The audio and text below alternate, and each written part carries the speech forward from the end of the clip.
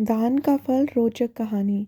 ऐसा हिंदू धर्म में माना गया है कि इंसानों के द्वारा किया गया कोई भी दान का फल उसे जरूर मिलता है। हिंदू पुराणों में कर्मों के बारे में भी विस्तार से बताया गया है कि इंसान अपनी पूरी जिंदगी में जो भी कर्म करता है उसका फल उसको इस जन्म या अगले जन्म में मिलता है। अच्छे कर्मों का अच्छा और बुरे का बुरा। एक बार ऐसे ही नारद मुनि के मन में धर्म कर्म से मिलने वाले फलों को लेकर मन में अलग अलग प्रकार विचार आने लगे। तब वह अपने यह विचार लेकर ब्रह्मा जी के पास जाते हैं। नारद जी ब्रह्मा जी के सामने अपने विचार प्रकट करते हुए बोलते हैं, हे परमपिता ब्रह्मा जी, इंसान के द्वारा किए गए दान का फल उसे धरती पर और मरने के बाद किस रूप में मिलता है। तब ब्रह्मा जी नारद जी के इन सवालों का उत्तर देते हुए बोलते हैं कि नारद, जब इंसान बिना किसी लालच भाव से हमेशा के लिए किसी को कुछ देकर उसकी मदद करता है तो इसे दान कहा जाता है। यह दान बहुत प्रकार के होते हैं, कई रूप में होते हैं। दिल से और बिना किसी लोभ के किया गया छोटे से छोटा दान भी उतना ही पुण्य माना जाता है जितना बड़ी से बड़ी वस्तु का दान। रही बात इन दान के फल की, तो उसका फल उसे मरने से पहले और मरने के बाद दोनों रूप में मिलता है। सबसे पहले यह जान लो कि मरने के बाद कैसे दान का फल मिलता है। मरने के बाद इंसान की आत्मा को यमलोक के दूत जिस रास्ते से यमलोक लेके जाते हैं, वह रास्ते दो प्रकार के होते हैं। एक बेहद सुकून भरा, आरामदायक, जो कि अच्छी और महान आत्माओं के लिए होता है, और वहीं दूसरा रास्ता बेहद कठिन होता है।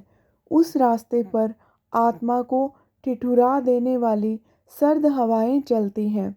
अब इस मौके पर यदि उस इंसान ने किसी को कोई गर्म कपड़े दान दिए होंगे तो उसे भी यहाँ उसे इन ठंड हवाओं को झेलने के लिए वैसी ही प्रकार की मदद मिलेगी। ठीक इसी प्रकार यदि इस इंसान ने किसी को कोई गर्म कपड़े दान दिए होंगे तो उसे भी यहाँ उसे इन ठंड हवाओं को झेलने के लिए वैसे ही मदद मिलेगी।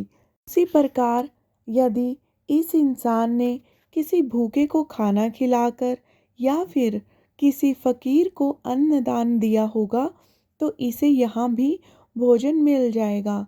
इस प्रकार इस दान का उसे मरने के बाद भी मदद के रूप में रास्ते में मिलता है। श्रीमद् भगवद गीता में लिखा है, इसी प्रकार दूसरों की निस्वार्थ भाव से की गई सेवा सदैव आपके जीवन में फलदायी सिद्ध होती है। इसी सच्ची सेवा भावना के बदले में दूसरों के मुंह से निकली हुई दुआ, प्रार्थना, आशीर्वाद आपके जीवन के दुख दूर कर देती है, बल्कि आपके लिए स्वर्ग के दरवाजे तक खोल देती है।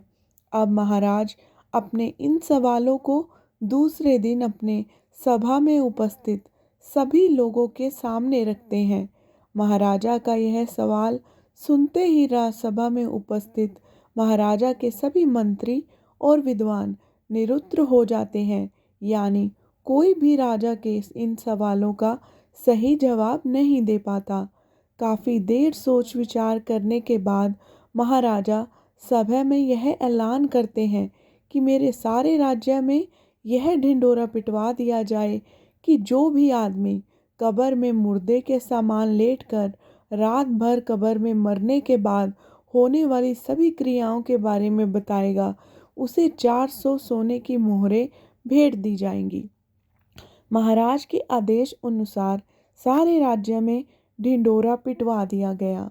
दूसरी तरफ ब्रह्मा जी नारद को इसी पर एक कहानी सुनाते हैं।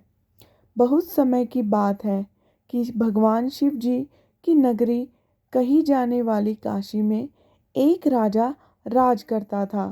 राजा बड़ा ही धार्मिक स्वभाव का आदमी था। उसे आध्यात्मिक ज्ञान में बहुत रुचि थी। आज की कहानी का ये था पार्ट 1, जो है दान का फल। सेकंड पार्ट कल आएगा। आप कमेंट बॉक्स में प्लीज़ बताइएगा आपको ये कहानी कैसी लगी, और चैनल को सब्सक्राइब करना मत भूलिएगा। धन्यवाद।